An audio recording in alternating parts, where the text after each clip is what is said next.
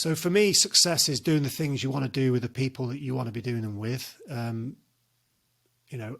I work with enough C-suite, high-performing individuals on the face of it that are still lost as to what success looks like to them. There is a ton of research out there around success and happiness and what that level looks like with regards to finances. And we all know this. But we just keep getting, it's one way to measure yourself. We all need this perception of growth. We all need this ability to see us tracking better and getting success. The one way that's the easiest way to do that is to measure our income, right? Now, there is a ton of research out there that says that isn't a good way of measuring your success, right? But we fall into this trap time and time again. We're all guilty of it. And so when you can measure and learn to measure ways with your people that you care about, people with like your family, people that you want to spend some time with and get to do the things that you want to do in this one life that you get, then for me, that's success. And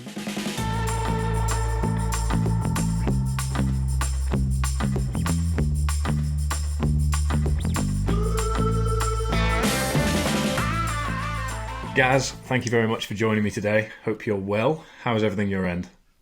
Excellent. Thanks, Fergus. No, really pleased and looking forward to where this chat goes, mate. Yeah, so for context, we've had a lot of conversations in the past. I've jumped on your podcast, part 1 and part 2, actually, with some different reflections in part 2. Some lessons learned, shall we say, but you were a man that, yeah, I was going to say, you're a man that's learned many lessons. You've been in lots of situations that have forced learning. And I think I just want to get right into it and ask the question, as somebody who's had to operate and perform in a very high pressure environment, what does it take to lead a team in a high pressure environment, in your opinion? Yeah, man. It's genuinely a good question, and there's not going to be a succinct answer that I can give you those one or two things. There's clearly a lot of things. As I do a lot of thinking about this, and again with the groups of people and teams that I work with, but if I could distill it down into a number of things, and right up at the top of that list would be authenticity, being both honest with yourself and honest with the teams that you're representing, leading, depending on how you're kind of positioned. Then being authentic is a really good long-term strategy. Things can never come back and bite you in the arse, or you can never fall foul of you just doing honestly the right thing at the right time as far as you saw it in the moment. So for me, authenticity is absolutely critical. And it comes back to knowing thyself. And I know I talk about it a lot of times throughout the days, the various different people I speak to, but it's probably going to be a common theme, the things I talk about, knowing yourself and where your strengths and weaknesses are. More importantly, your strengths, and working to your strengths, having a team of people around you that you're a leader of, and relying on those is absolutely critical, mate. So, I would say authentically being yourself and knowing yourself is critical, and there's lots of ways that you can do that. It's interesting as well, because you've distilled it down much better than I think you gave yourself credit for doing at the start there, and you've come from a very non-relatable background in terms of career, and you've managed to make the leadership that goes into that one that's very relatable to myself, to those listening. And just for a bit of context, I think it's probably worth giving a bit of an overview of your military career, where you started, where you got to, what ultimately your post as Sergeant Major of the SBS involved in the latter years of your career, just to give some context to actually the levels of pressure that you've had to apply those principles of authenticity and almost delegating skills. Yeah, we'll probably park the pressure in those positions. We'll come back to that, but I think separately as a kind of canter over my career up to this point. So I was a military man, really. I was at college, A levels, didn't know what I wanted to be when I grow up. Still not convinced, I'm sure, of that right now, but I'm working on it, and we can talk more about that later.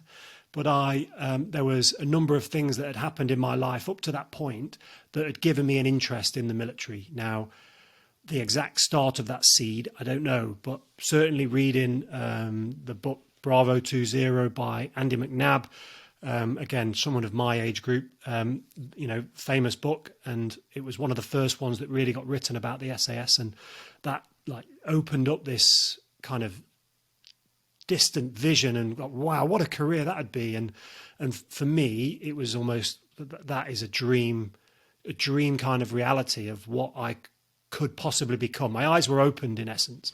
At a similar sort of time, I think there was a TV program on of the Royal Marines, and I've been thinking about this recently, and I've told this story many times, but not this particular detail, where I think one of the things in that program that I saw, and there's been a number of programs on the Marines in the past, but the thing that was important to me is that some of the people within there were fallible, and some of the people within the program weren't as good as my perceptions.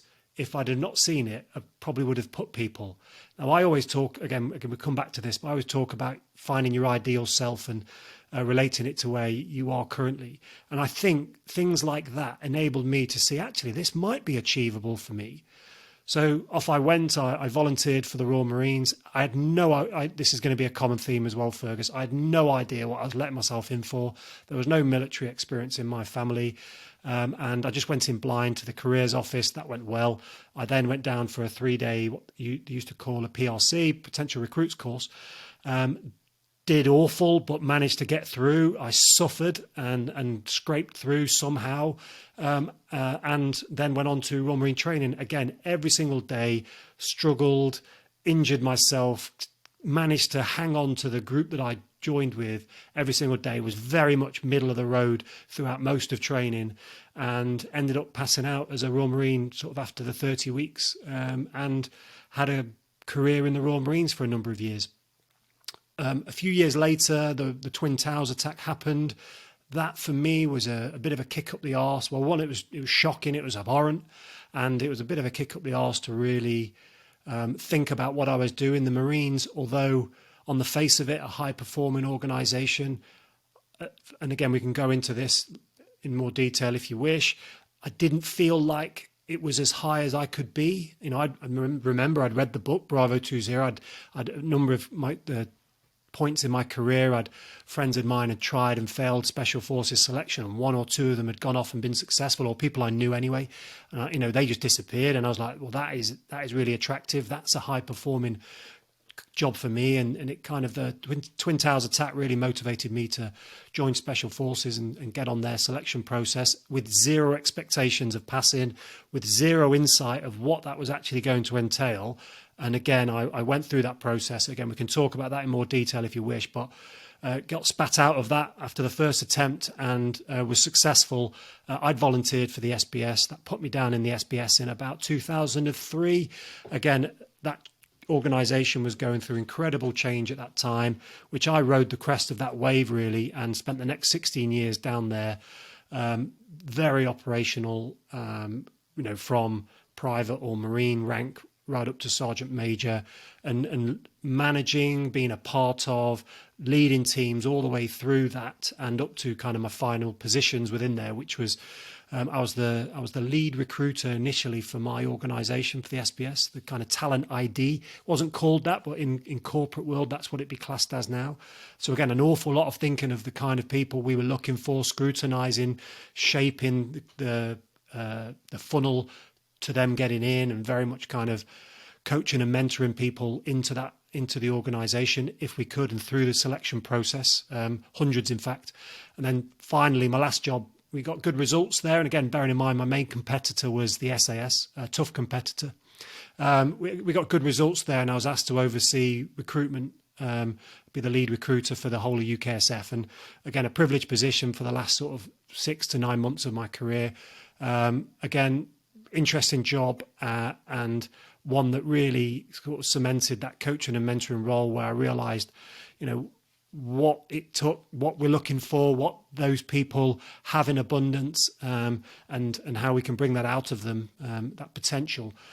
To the point where when I was leaving the military, I was kind of thinking what it was that I wanted to be when I left, and was there a spot for me as a coach or a mentor to people in a more maybe public sector or corporate setting. And 2 years down the line, it turns out there is, and that's what I do now. Again, in the last 2 years, my mind's been blown, to be perfectly honest, with the organisations that I've been fortunate enough to work with, from very top financial companies, Barclays Bank, JP Morgan, etc., down to the top sports teams, the England football squad, Manchester United. And so, really broad experiences, and to the point where I genuinely enjoy what I do now, helping other people kind of maximise themselves, knowing themselves, and working through their daily battles and struggles, I guess. So, no, it's a bit of a journey, but happy to unpick any of that you wish, mate. Well, I think there's several points we could extract, but the question that sort of jumped out at me there was, well, there's a few, but I'll start with number one, which is the Twin Towers gave you a kick up the arse, you said, and I'm interested to hear what that kick in the arse manifested itself as. Was it patriotism? Was it duty? Was it justice? Was it anger? What was the source of that galvanised response that you felt internally? So it's a great question.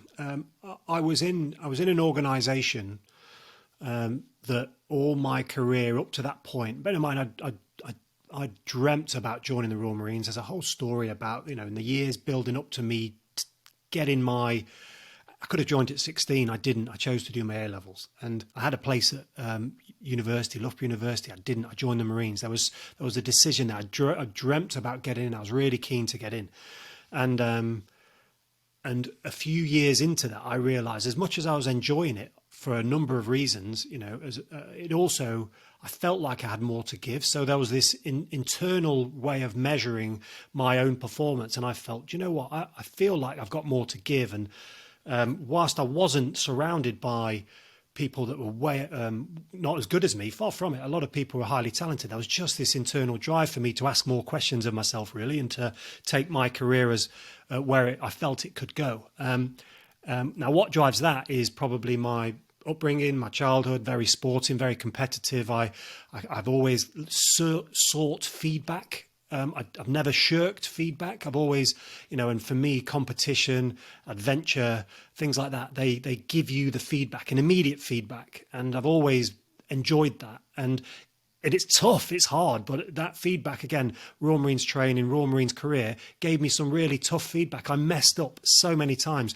I grew up with an older sister. I lost so many times, but I still love competing.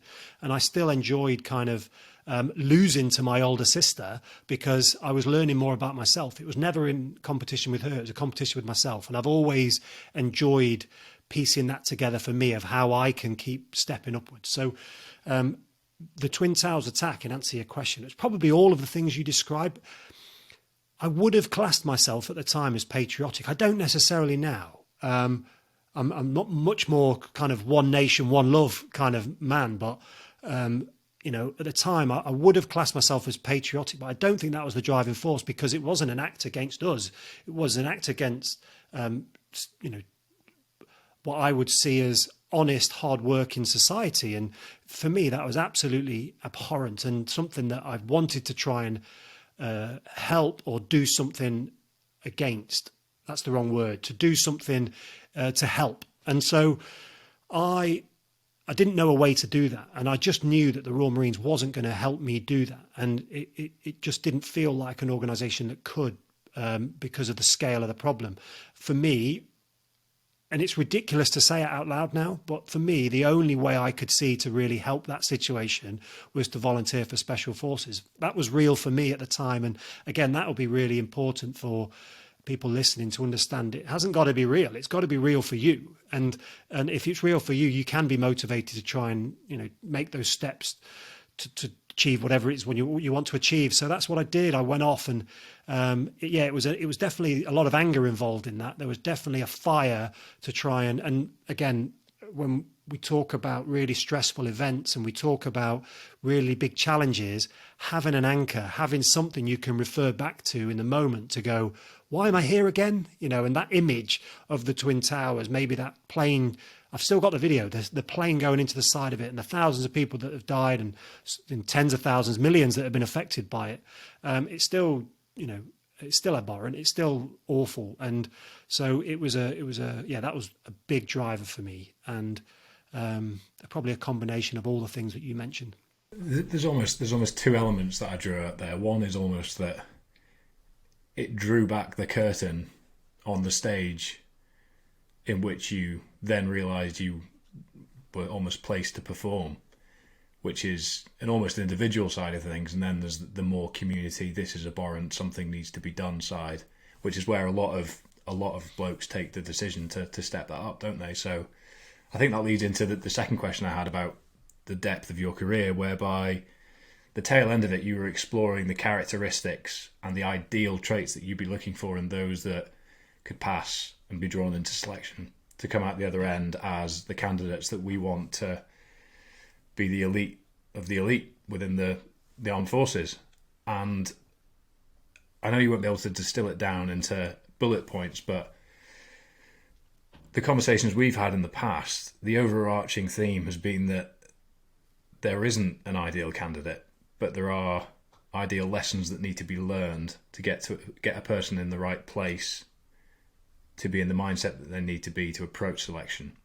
And if that makes sense to you, I'm just going to open up the floor for you to develop that a little bit, because it's kind of reaching into conversations we've had in the past as a terribly worded question, but a bit of an angle for you to broaden on.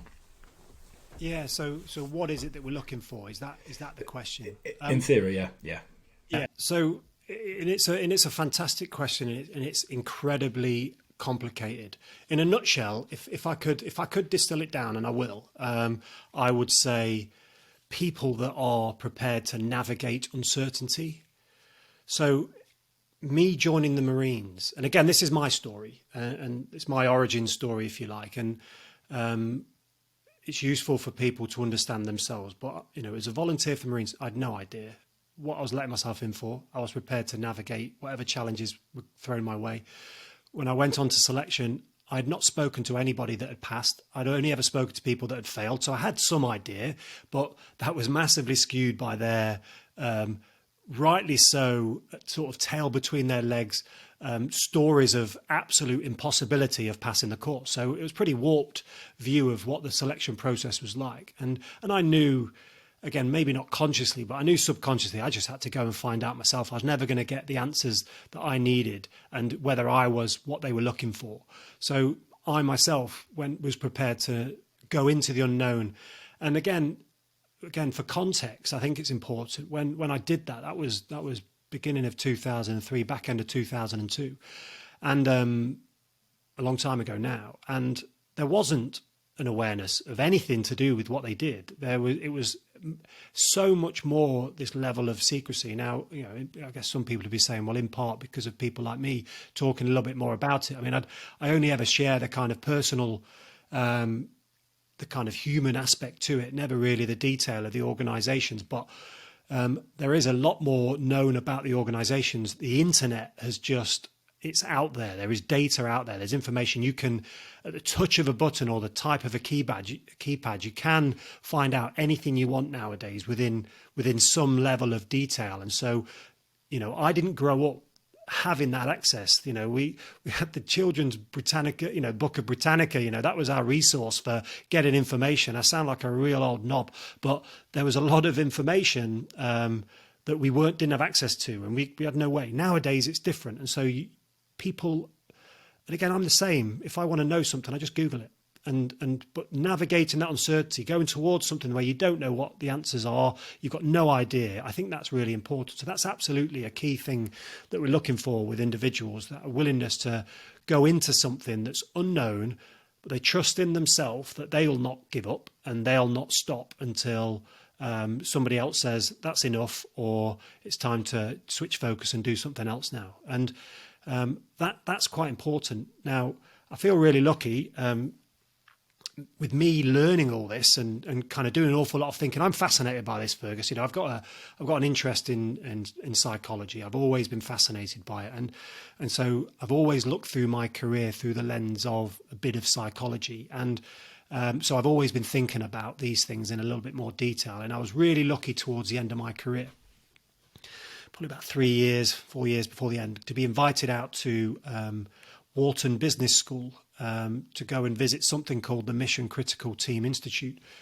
What on earth is that? Well, Wharton Business School is the world's most successful business school on the basis of what their graduates earn when they leave. Again, that's a separate story to one of measure success, but that's how they measure it. It's viewed as number one in the world. And their Mission Critical Team Institute is a program that's led by a great guy called Professor Preston Klein, and Doctor now, actually, Professor Klein, Preston Klein. And he runs this Mission Critical Team Institute, where Mission Critical Team is defined as groups of teams of people that within 300 seconds or less have problems thrown at them that if they don't solve them, there's catastrophic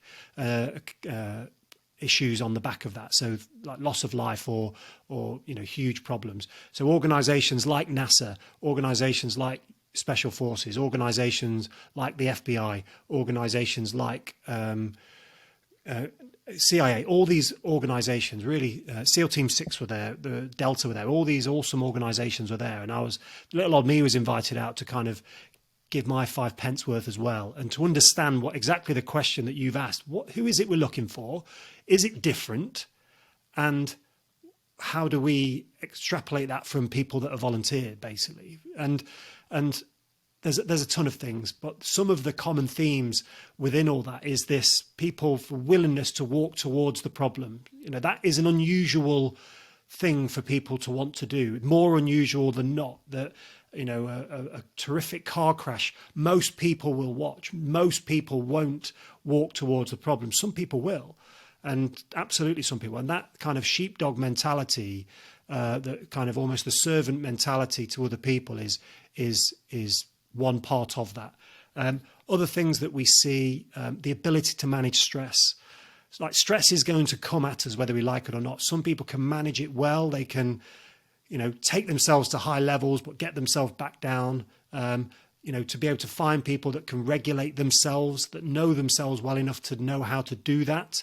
We don't have the time, these organizations, to teach people all of these skills over time. So we've got a brief amount of time to select for them. So certainly that resilience is another thing that these people have in abundance, where they are going to get knocked down. They are going to be faced with incredibly impossible challenges that they can just go at, bite off as big a chunk as they can, learn they've not got the skills to do what they need to do, to maybe go seek more other people's advice or learn more about themselves, to prepare themselves better, and then to come back and reattack the problem again. This resilience is one of those things that we just see time and time again. So there's a ton of things that actually these people have, but there's some common themes. I think one of the things that sums it up best for me is that sheepdog mentality, almost viewing yourself in kind of a servant role, but almost a protector, a guardian almost. That's a common thing, whether you're in NASA. And what drives people to go to space? I mean, really, we know there's not a lot out there, but it's this belief that, well, actually, one day we may need to get this human race off to a different planet, because we could all be hit by an asteroid, I guess. I know this is some astronauts' motivating factors, and that's a servant mentality. You're not doing it for us; you're doing it for the greater good of the human race. And again, that intrinsic motivation to do things for a greater good is another kind of common theme. A lot of it's almost surprisingly simple, isn't it? In that you just need the person who possesses those traits for them to be developed, because ultimately you don't go into the organisation as the refined finished product. You just need to hit the minimum entry point, and then that malleability is the journey. And I know you're a huge fan of talking about that concept, the journey, the process, but social media is rife with talking about getting yourself comfortable being uncomfortable. And it's something that you and I have discussed. It's something that I know we both discuss publicly ourselves. But I think what the past 12 months or so has taught us is that there's almost a second layer to that, where we need to get comfortable being uncomfortable on someone else's terms. And I think that's what you've described there, where a problem presents itself that you haven't manufactured, that you then need to have the willingness to walk towards and tackle head on. Whereas there's lots of things that we can do in our day-to-day lives that build up that resilience you've touched on, because it's definitely something that can go dormant or reduce over time. But I think there's lots of merits in trying to embrace the situations that get thrown at us that we can't control and that we didn't necessarily prepare for or didn't necessarily volunteer for. And I think that to bring it back to a general application, what do you think the biggest mistakes that are made in this day and age, by whether it's in leadership, whether it's as individuals, that prevent people from finding the best version of their own performance within their day-to-day lives? Because I know you've worked with organisations that have a lot of individuals that lead, a lot of individuals that need to perform, and are there any themes that run throughout that where people are presenting themselves as the biggest obstacle?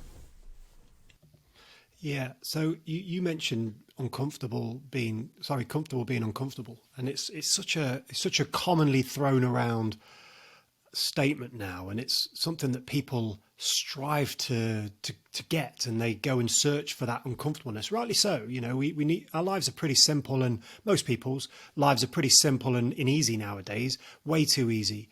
And you know, to get yourself uncomfortable for a lot of people is having to make a meal now versus kind of just sticking something in the microwave, right? And so, you know, there's lots of ways that we can seek uncomfortable, and we need to push it. We need to really get uncomfortable. And what the issue is that people they go looking for this, but then when things become uncomfortable, they don't recognise that this is what they were seeking. And then they hate it. They hate being uncomfortable, and they quickly try and extract themselves from that problem. Whereas, you know, the beauty and being self-aware is knowing that that's what you went for. You're in the moment, you're present, and you're going, well, actually, this difficult period, that horrible feeling in my stomach that this isn't going to end, that I've messed up, that this is not going to go well. That's the point. I've got to keep walking forwards. And, you know, that's where people need to recognize that feeling that you're looking for. That uncomfortableness that you're looking for is that feeling. And so when you're in it, just to keep pushing through that is where we should be trying to get to, really. But what is it that kind of the modern person, again, I'm 42, so I kind of feel, again, in many ways quite blessed that I've seen this transition and still, I would say, young enough to understand the ins and outs of social media and the benefits, etc. of it, and the pitfalls. And again, I've got enough grey hairs to have some wisdom and thought on this too. And I think the biggest problem there with modern society, I'm guilty of it too, by the way, I'm not saying I'm not, is this the ease with which we can compare ourselves to others. And what we've got now at a time never in our human history, you know, in the millennium, for as long as humans have been on this earth, we've never had it like we have now, where we can get at any moment that we choose, we can get a lens into people's lives at the very top of their game. So they might be the funniest, they might be the most creative, they might be the fittest, the strongest, they might be the most beautiful. All these incredibly, I don't like the word talented, but these incredibly high achieving people at the very top of their game, we can choose when we want to go and look and pry into their lives. And they market themselves very well, and very rightly so. You know, they're learning things and doing things that we should all try and understand if we want similar. But the problem and the consequence of that is we've not seen their journey. We never get to see their journey. And again, it reminds me, I gave a talk to, like I mentioned earlier, to the England football coaches who are doing great things at the minute. And I was invited down to talk about this word resilience. They were doing a whole day, the England football coaches were doing a whole day on what the word resilience meant. So let's not make out that it's a real easy thing to understand. And I told this story of being stood on the tail ramp of an aircraft about to parachute maybe into a hostage rescue situation at night with a team of people behind me, and the feeling that you can have in that moment, and the way your mind can go off and catastrophize about the worst things that could happen. And you have to get it back to yourself, and you have to be present. You have to, there's all these coping strategies. And we spoke about all these things. And afterwards, one of the coaches came up to me, a famous coach, came up to me and says, Gaz, I know you said that it's the same as taking a penalty in a World Cup final, that performance under pressure. He said, but it's not really, is it? Because the risk that you're taking could result in this. You've got the teams and, you're thousands of miles away from any sort of help, and all these things that he was listing off. But because I'd opened up my world to him, where he was hearing these stories of me at the very top of my game, probably the finite point that I'd had in my career, where I wasn't opening the door to the thousands of days of practice up to that very point, where I was the person comfortable to look around my team and go, no, if not me, then who? So no, I am the right person, and have the confidence, the authenticity, going right the way back to my leadership point, to be the authentic leader, to be at the front and go, I'm the person to be stood here and go and do this. And we often don't look at the steps now that people take towards getting to where they're at. We just dive straight in it. Like Kevin Hart, one of the funniest men on the planet. On a daily basis, you can see what he's up to, and you think he's so successful. And you could, as an up and coming comedian, which I'm not, you could feel really bad about yourself checking what he's doing every single day. I'm never going to make it to that, and that's the problem now. We've just got this periscope, or microscope even, into people's lives, and at the very top of their game, and we get no context to their struggle. We get no context to the years that they spent uncomfortable, uncomfortable. And we just don't see that anymore. And we need to remind ourselves of that. And we need to listen to these people, and we need to listen to these people's tell the true story, of the narrative of just how hard they've worked to get there, because that's the common theme. This self-discipline to keep working hard at what it is that you're doing is this golden nugget of information that people often kind of oversee or overlook. And I think that's one of the biggest issues. It's searching for instant gratification rather than appreciating delayed gratification, isn't it? Which is something that I know that we spoke about on Ben Nevis at some point, God knows when, bit of a blur, but it kind of ties into something you touched upon briefly there, which is being present and neutral thinking. Yep. Which is something that I consciously try and do, following some discussions we've had in the past. It's something that I know you're very, very good at articulating. I can imagine it's something that's been essential to your career, and now your career that's followed your military, the time spent in the military.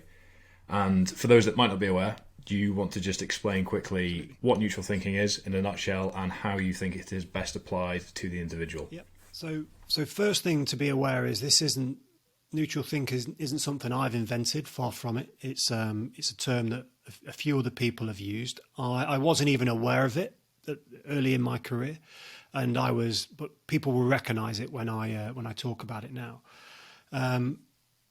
So we need to understand we're all negatively wired. So we are wired for protection, to not go towards a challenge like I described earlier, this car crash scene. We're wired to not run towards that in most part, because to fear for our own protection, we're wired that way. And research shows us that we're about 80% wired for negative. So most of our thoughts are negative, and it's a form of self-protection.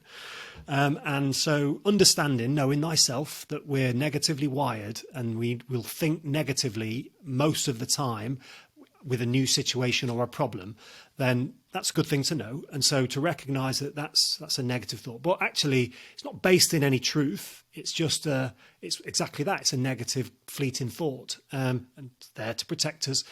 Well, that's not useful because it's not based on any fact.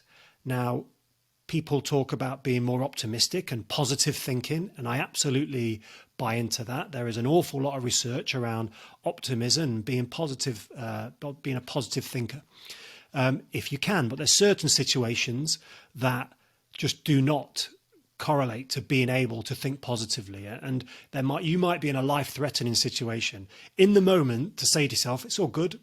It's all good. I've been here before," and got to make it to you, fake it till you make it, all this kind of stuff. It's just not real. And there's no way you can, in an ambush in Afghanistan, in the moment I thought I was going to die. There's absolutely no way on earth that I could have stuck a positive thought in there and gone, "It's all good. This is what you came for." It just wasn't in my thinking. My physiology had taken over. It's an automatic response. It's the autonomic nervous system taking control of your body to get you out of that situation, the fight-flight response. So just trying to chuck in some positive, I don't buy it.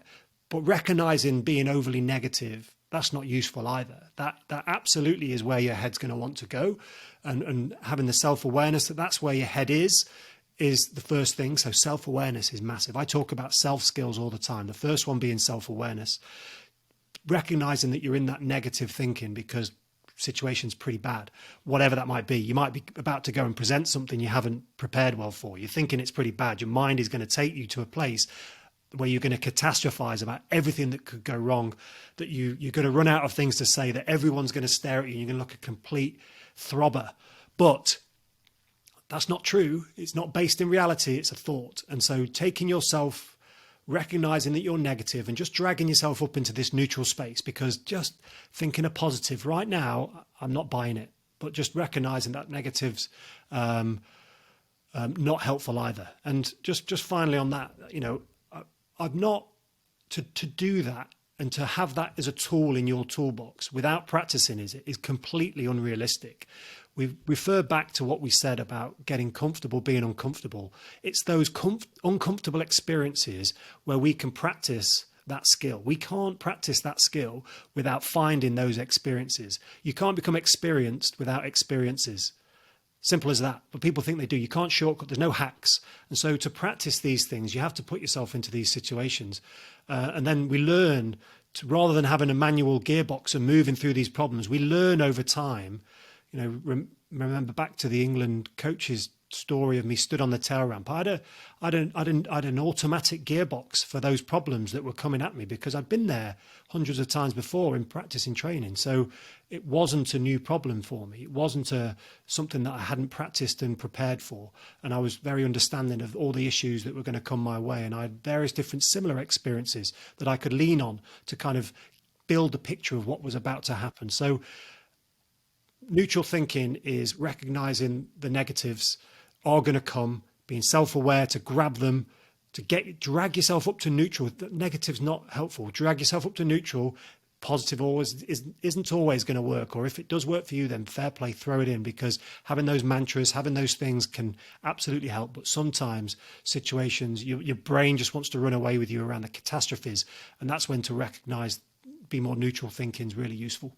What was the most difficult point in your military career to implement that? Was there a situation where you felt like you wanted to extract yourself, where you wanted to retreat to those comfortable situations, even though you had that automatic gearbox? Yeah, Fergus, there's hundreds of those experiences, So like I said, to be experienced is experiences times 1,000. There's no shortcut, right? You just can't get that shortcut. You can read about other people's experiences. It's not the same. So there's hundreds of experiences at different levels where I was having to up my game.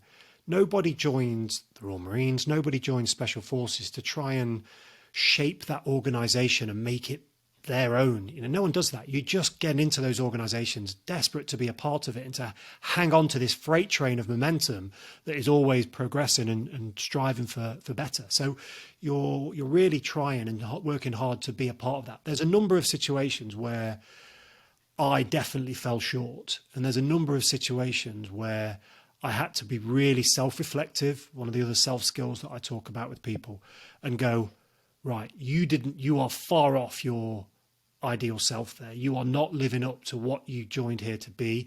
This pressure, some of it would have been external. I remember this one incident. Okay, I'll tell the story. So the first time that I went to Afghanistan, I was, on the face of it, very experienced. I'd spent 5 years in the Marines. I'd done a number of operational deployments. West Africa, spent a year of my life, the Troubles in Northern Ireland, a number of experiences, very different, but a number of experiences. I joined Special Forces. Within months, I'd flown straight to Iraq and done a deployment out there. And again, ticking off these boxes of things that I'd always dreamt of doing, and life was good. And that theatre in itself, I'm not saying it was easy, but it was very different. And there was a lot of things within our control that we could control to make things more comfortable. But it was incredibly exhilarating and thrilling at the same time. I was really enjoying it. But then Afghanistan was kicking off, and friends of mine had deployed, and people started to get injured, and a couple of friends were killed, actually. And these were really top of their game professional people. And I was like, well, what's going on here? Friends of mine started coming back and telling the stories, and all the time building this negative narrative inside my head. I wasn't a team leader at the time. Pre-deployment training was happening. One of the team leaders injured himself seriously. Someone had to step up. I was selected. Now, being more confident. And at the time, I think I was saying, well, why have they chosen me? This is a good thing, opportunities. But I was a very junior team leader. Again, a massive dollop of imposter syndrome. There's that ideal self that I talk about. My own self-image was down here, but I was stretching to it as a great opportunity. But actually, there's a massive consequence if I get this wrong. There's lives on the line here. So I ended up deploying early with the advanced party, and a friend of mine had been shot and killed running off a guy called Mike Jones, shot and killed running off the back of the helicopter. Mike was a great friend of mine. One of the most professional, talented guys that I knew, was going places, but his life was over like that. And that was just before we got there. On landing, again, another colleague of mine had been shot and injured very seriously, ended up losing his leg.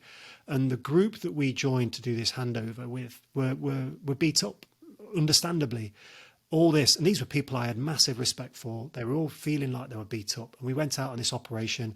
And if I'm honest, I was absolutely crapping myself. All the things I'm talking about now, I was still very early into my career, within the first few years, maybe 3 or 4 years as a team leader, which was, not unheard of, but it was very early for me, a massive amount of imposter syndrome. And I was tested, and they put us at the front, and I was running off the back of the helicopter as we landed. We'd been briefed about where we were going. All these kind of narratives were going around my head on the helicopter on the way there. Things I didn't put into practice. I allowed myself to catastrophize. As I was running off the back, all I was thinking about was Mike Jones, who'd been shot and killed running off the back. That was the things. And so I was petrified, and I ran off the back. My performance was shocking. Nothing happened that negatively impacted the operation, because I was surrounded by an incredibly competent team of professionals, and this is what we talk about teams. They rely on each other. And my performance that night, I didn't live up to my own standards, and I had to self-reflect. And I got a bit of ribbing off one of my close mates. He probably even to this day doesn't even realize the effect he had, but he kind of poked fun at me and joked about something I did, and it cut me so deep, because I cared about these people and what they thought of me. And so I had to self-reflect, and I thought to myself, do you want to be this, call him Andy McNabb if you like, this person in this book that you wanted to be, or not? And, I reflected on that, and I thought, no, I do. And so what are the things that I've got to do to improve my game here? And so more of this, tick, do more of that, tick, yeah, do more of that. And I genuinely wrote it down, and I got to work doing the things and implementing the things that the skills that I need to improve on. One of those was managing my stress. How nobody talks about this stuff, or didn't anyway. And nobody was talking about how they manage their stress on the back of the helicopter, flying to a place where they know there's suicide bombers. They know when you run off the back, they're going to start opening up and shooting at you. Nobody spoke about what they're doing to cope with that stress. It seems incredible to me now, but at the time we weren't talking about this kind of thing. I had a light bulb moment later on in my career when a performance psychologist came in and we started talking about this stuff. Maybe we can move on to that. But I was having to resolve this myself. And these are the things that I found worked. These are the things through experiences that I found out didn't work. And what was important to me, that I was tracking this growth. And that's the reality. Facing up, you're accountable to these individuals. You're accountable to your team. You're accountable to this organization. Accountability is fantastic. Another thing that modern society tries to avoid. Accountability is fantastic for driving you to want to improve yourself. And that's what I did. And in a nutshell, I just kept working. And 13, 14 years later, I was probably more of a polished article. Still work to do, by the way. Still not far from perfect, far from it. But, very much a kind of more complete person, that I can be the authentic person talking to people about what it takes to walk this journey. Because you're not the finished article. You asked me earlier on about the selection process. And they select for potential. They don't select for the finished article. The actual process, the purpose of the selection process is to select people that show the potential. So we know you're not going to find the finished article. Nobody is. And so because there's just some incredible experiences that you need to learn, and you only learn by living those experiences. That's it, isn't it? It can't be cheated. And I think that's part of the simplicity of a lot of the discussions that I like to have on a frequent basis, in the sense that there's a lot more that we can do as individuals in a much more peaceful society than the one you're operating and describing there, that can slowly, incrementally build those experiences that mean we are better prepared for when things get chucked at us that we don't see coming. And you've stared death in the face. You've got friends, you've got colleagues that have stared death in the face, and that's not something that the majority of society necessarily need to confront as directly. What does happiness mean to you? Yeah. So just firstly on the word death, again, maybe it's a coping strategy. Certainly never considered that heavily during my career. So certainly never spent any time catastrophizing about that. And again, there's probably a number of reasons why that you just wouldn't stick around if you did that all the time. There's plenty of people that don't stick around, and that's probably a reason why, to be fair. But what does happiness mean to me? So it's, again, wow, what a question, right? I mean, in its short form, I can find happiness in the most simple things. We described earlier on, what I've done in my past. Now I'm a dad, I'm a husband, I'm a father to 4 children, and I can find happiness in the simplest of things. In the moment, being present in the moment, watching them learn, develop, and give them experiences. That's one of the strongest principles or purposes that I've got now to give my children, my wife, kind of an enjoyable life and give them the experiences that prepare them for this world. But also, I build into my life ways that I can reflect and find happiness after the event as well. Life's so busy now. If you don't, another self skill I talk about, self-reflection. If you don't build into your life chances or opportunities to self-reflect and to find that gratitude in the simple things. I was sat in my garden the other day and just sat there feeling the warmth on my face, feeling genuine gratitude and happiness in the moment of where I was, that I had that freedom to do it. Luckily, we've had snow today, so I could take those opportunities when they come, right? And so finding for happiness is one of those things that comes as a byproduct, I think, of the things that you pursue. I don't go out to seek happiness. It comes about by doing things that I'm choosing to do. I can find it in different ways. I can set myself a goal. I can go after that goal and I can achieve it. And I can find in the moment a sense of fulfillment and happiness in the process and in achieving it. But also in really simple things with my family, making sure that I give them the time, I give them the my experiences and my focus when the time's right for that too. So it's such a complex question, and anyone that tells you they've got it all worked out, Fergus, is a kidder. But we're all looking for it. I mean, it's there for us, and it's there for us to take and to experience. And so, but it's definitely a byproduct of what we do. 100%. I think the essence of my perception on it is it comes from exploration. And I think my perception from the conversations that we've had has always been that you are very, very self-aware and very in tune with what makes you tick, what makes you happy, what simple things are important to you. And I think that comes from a life of exploration, a life of taking yourself into the unknown and coming out the other side and engaging in those self-skills, that self-reflection that you're so hot on, because what else can we do to move forwards than to take those experiences and remold them into the future? Definitely. Just on that, there's definitely that's one aspect to it. There's definitely the experiences, and it gives you perspectives that you can't get through other ways. But there's also, like, this is all something in the last, I don't know, sort of maybe 6 or 7 years of my life that I've spent an awful lot more of time thinking about and finding and carving part of your life out to actually spend some time thinking about this. Call it philosophizing, call it resetting your goals, call it what you will, but actually taking time to consider these things and what it is that you're trying to achieve in the first place is absolutely critical. I mean, we've got an online course, and the plan is to have a bank of them. But the first one we did was goal setting, because it's so important to even have something to aim at, and to understand why you're aiming at that, and also for what reason, and or list to yourself all the reasons why you're actually heading towards that, because that's something that I didn't necessarily, or wasn't necessarily very good at communicating to myself years ago. This is something that I take time to do now, because, I've come to realize that actually this is something that, life will let you drift and meander around, but you need to sit and spend some time actually thinking about what it is that you want. Otherwise this world will just drag you down its paths.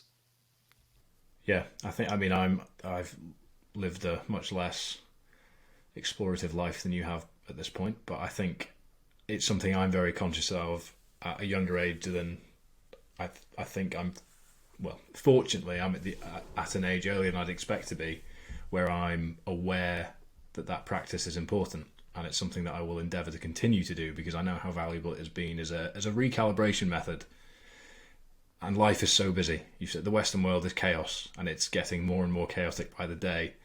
And it's so easy to get lost in that white noise if you don't take time out to breathe, to reflect, and to appreciate. I think is what's easily lost. And as you said before, there's so much comparison. There's so much of a highlights reel out there that we often forget to appreciate how far we've come, and really be proud of the journeys that we've all been on. And that sort of draws on to the more pertinent question that I had thought up before, was that, are there any elements of your career that you deeply regret?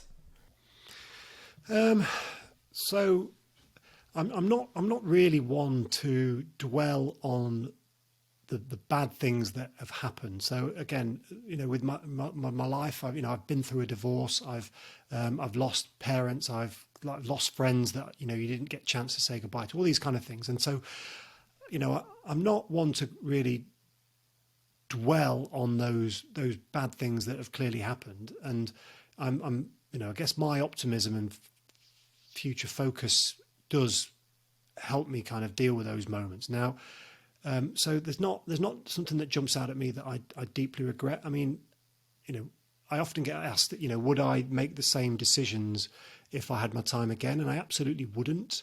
I wouldn't live the same life that I've lived, for lots of reasons. If you're not learning stuff and avoiding issues when they come up from the life that you've lived, then maybe a bit of time for some self-reflection there. But in the moment, right now, I wouldn't sit there and say I deeply regret this. I mean, I've made some howlers, Fergus. I've had some absolute howling mistakes in my life, but they've shaped me and they've shaped my experiences. We can't change the past. And so I just say to myself, it's that accountability to myself and the people that I care about, that I won't make those mistakes again. And that's crucially important to me. So regret is one of those things that it's there for all of us to sit and catastrophize about. But personally, I'd rather make a bit of an honest agreement with myself to not make those mistakes again, and to learn from the experience, that growth mindset that Carol Dweck talks about so much. Yeah. I think the buzzword there that you finished with was honesty. And I think what's so refreshing about your perspective on things, your career, and how that's now embedded within civil life, as it were, is the honesty and, as you said yourself, the authenticity that goes with it. And it's providing a lens into that elite performance that's incomprehensible to most people. And I think that gives a lot more relatability to each and every one of us, that things aren't so far out of reach, and that mistakes we've made, the past, any regrets that we do have, are not things that can't be recovered from, can't be moved forward with. And it's learning to not try and extract ourselves from those panicky situations, and trying to tackle things head on. Can I just comment on that, Fergus? Again, you bring up some good points. Think back to what I said about we're negatively wired, so we spend, or can allow ourselves to spend time concern ourselves with what others think of us. The reality is people are so busy, people are so focused on their own lives. We have this perception that they're all looking at what we're doing and they're talking about our mistakes. No one cares. Everyone cares about their own life, and everyone cares about how they're perceived. So, just understand that, there isn't this abundance of people inspecting your life and uncovering all the mistakes that you've made and actually giving two hoots. There just simply isn't. That isn't a reality. But we can easily think that. And whenever something happens, we can assume that the world knows about it. And they really don't. And even if they do, nothing is ever as serious as you think it is. If you can take some time to pause, if you can take some time to gather yourself and actually to, I call a circuit breaker, to get some time away from that problem and to come back and reassess that problem, then you come to realise that it was never as bad as you thought, never as bad as you thought it was. And if it is, then there's people around you that can help, versus trying to deal with that problem by yourself. One of the things that I've learned in kind of my career is I feel quite lucky, both then and now, that I'm chosen to be surrounded by people that have got a giving attitude and a giving spirit and are there to help each other and be a part of something bigger than themselves. And when you've got that, you've got surrounded by people that actually have got your best interests at their heart. And you can often feel that people are out to get you, but the reality is there's more with you than against you. So it's never as big a problem as you think it is. That's one of these grey hairs show me that they do have an effect, but they also give me that perspective that there's never anything that's worse than I thought it was. That's empowering for the future as well, though, isn't it? Because it means that you can take confidence in yourself once you detach the fear of the situation from the situation that you're actually in. And I think I actually had a few questions beforehand that I put out just over social media on what would people ask you if they were sitting here, and a fair few of them were around young, budding military applicants that were pondering that very question, and the situation was bigger in their head than it necessarily needed to be. And I think in many ways the question's already almost been answered, in that if you detach yourself from the fear and the catastrophe bias that we are wired to have inherently and see the situation for what it is, think about it neutrally, be present with what's coming up, then you can take things more objectively. But beyond that, is there anything else that you would give in the way of advice? Yeah, I mean, I've literally coached hundreds through it, and the obstacle always seems bigger than it really is. But you can't look at the problem as a whole and think that you've got the solutions to it, because that's one, you're not going to, and two, that's not what we're looking for. That's not what the organisations are looking for. They're looking for people that show potential, and that first sign of potential is sticking your notice in and sticking your application in notice to attempt. That's the first and the biggest step. And people get so, you talk about regret. This is probably one of the reasons that I'm not racked with regret, is because if there's something that I've wanted, I've made steps towards it. Now, I've not always been successful at everything I've ever tried, but I've always tried. And I think you find you end up with regret when you didn't even try and you never knew. And the world's full of people that always wanted to do something but never gave it their best. And if you honestly and authentically can say to yourself that you tried and you gave it your best, then regret doesn't live there, right? It just it's kind of for the people that never even tried in the first place. So the obstacle is the way. There's a great book by Ryan Holiday on the subject. I would steer a lot of people to it. I've steered hundreds of people towards it, but it's a great book around breaking down these massive problems into smaller parts and making them a little bit more digestible. But you're not the only one anyone listening, you're never the only one that's faced that particular problem or challenge, whatever it is. And if that is the case, then there's always people that you can seek advice from, but also there's lots of people that have written about this kind of stuff and getting their wisdom from books, whether they're ancient scriptures on this or whether they're more modern authors like Ryan Holiday, then writing about the Stoics, then dig into that and just understand that you've got to walk towards the problems and bite off little pieces as you go. Absolutely. I think it's that doesn't apply to just those that have asked about military selection, military application. That applies to us all, doesn't it? And for a general consensus to finish, I think it would be wrong not to touch upon some of the things that we've come together on in the past, which is a joint effort towards encouraging men to speak openly about their feelings, their emotions. How different is the military now from your perception to how it was when you were in it, in terms of managing, as you said, stress, mental health, the conversations around it, and most importantly, the transition once out and into the civilian world? How does the community come together now in comparison to then to manage that? So it's hard to comment on what it's like right now. I feel quite lucky in the sense that I saw it go through a number of changes, in the sense that people became more prepared to speak out. Again, so for people's context, and I know you won't mind me talking about this, but I served alongside and with Jason Foxy off the telly. Spoke to him today actually, but and whilst he was suffering in silence, I've carried not guilt about this, but certainly some thoughts around this with regards to when he was suffering in silence, and he was lying to us around why he was having time off work. But we were so busy and so obsessed with what we were doing that we didn't spend time to keep checking in during that time, and to understand from his from talking to us, and then the book with how deep and low that he got. And to the point where he wanted to take his own life, that was shocking for me to hear, because I was completely oblivious. I spoke to him before it happened. I spoke to him after it happened, and I was completely oblivious. There was obviously things going on that I was aware of, but I just didn't see the size of it. And so, when that happened, certainly our organisation put a few things in place. That there is now a few layers to the signposting that we can.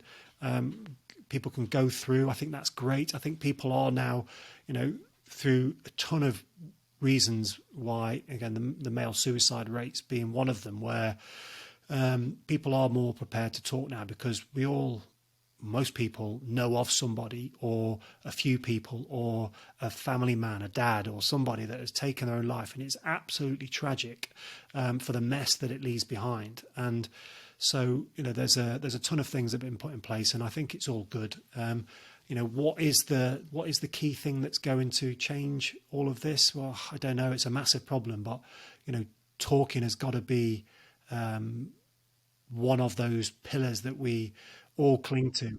It's the starting point, isn't it? And it's an evolving starting point. I think we've made an enormous series of strides in the past couple of years as a society, and I think people like Foxy put themselves out there as amongst the hardest men on the planet are doing away with that stigma that you are the hard man if you're keeping your feelings to yourself. You're doing yourself more harm than good. And those conversations, those accounts of those stories, I think the storytelling and the authentic storytelling is so important and so powerful, because it gets those conversations going, and that's why I feel that change is happening. However, the context that we're in is ever evolving as well, so we need to move with it. A pandemic was a curveball that we didn't all see coming, and that's why it's more important than ever to check in and try and not be oblivious, or try and look for the signs that might indicate that somebody's not all themselves. And it can be something very simple, it can be something a bit more complex, but the vein running through all of this is conversation. It's not necessarily the final solution, but it's definitely the starting point. I think we're all able to see problems and deal with them either proactively or reactively. And what do I mean by that? Resilience is one of those things where we can be proactive or reactive to our preparedness for it. So we can proactively look to understand the key components to how we will deal with stress when it comes our way, because there's one thing's for certain, it is absolutely going to come. So isn't it better that we're well prepared for it? Much like it's better to be strong than to be weak. There's no negatives to being better prepared to deal with stress. So isn't it good that we understand the principles that are there? So be proactive, and again, that comes down to your own self-awareness, your own self-regulation, and then self-regulation, and then self-reflection with regards to what you could do better. But then equally, there is that reactive place of, well, challenge yourself and also, understand that you can deal with these moments when they come. And that, again, the more we can practice and be prepared for the smaller challenges, when the big ones come, we've already got a context, we've already got a perspective. So, living a safe and happy and fluffy life is all very well. And we can all live that right now. It's dead easy to live that, but it's just not real. And when problems come, they can hit us like a freight train, and we're just not prepared for that. So, being, accountable to yourself, your family, your friends, and going, I'm going to do the best I can for me and us in this situation, and be proactive and reactive in various different challenges. So I think there's a ton of stuff we can be doing. What does success mean to you? Yeah, so for me, success is doing the things you want to do with the people that you want to be doing them with. I work with enough C-suite, high-performing individuals on the face of it that are still lost as to what success looks like to them. There is a ton of research out there around success and happiness and what that level looks like with regards to finances. And we all know this. But we just keep getting, it's one way to measure yourself. We all need this perception of growth. We all need this ability to see us tracking better and getting success. The one way that's the easiest way to do that is to measure our income, right? Now, there is a ton of research out there that says that isn't a good way of measuring your success, right? But we fall into this trap time and time again. We're all guilty of it. And so when you can measure and learn to measure ways with your people that you care about, people with like your family, people that you want to spend some time with, and get to do the things that you want to do in this one life that you get, then for me, that's success. And finding ways to do that, carve that into whatever that looks like for you is different, and some people will have really high expectations, and some people will have middling, and some people have much lower expectations, and that's all cool because it's an individual thing. So yeah, success for me is spending as much time as I can with the people I care about, doing the things that we want to do. Couldn't agree more. That's almost verbatim how I would have put it myself. And on that note, I think that's a nice way to leave some self-reflection for us all, myself included. So thank you once again, Gaz, and we'll catch up soon. Yeah, my pleasure, Fergus. Really enjoyed it, mate.